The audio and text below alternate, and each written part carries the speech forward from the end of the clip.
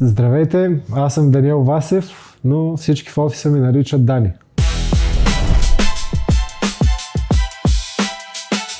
Както и излезна, така си го и представях. Установих, че се изисква така да си съсредоточен, да си фокусиран върху това, какво правиш, да внимаваш. Преди всичко екипа, всички са страхотни, професионалисти. Без значение към кой ще се обърна, винаги всеки ми е помагал. Да кажем 6. Много 10. 10.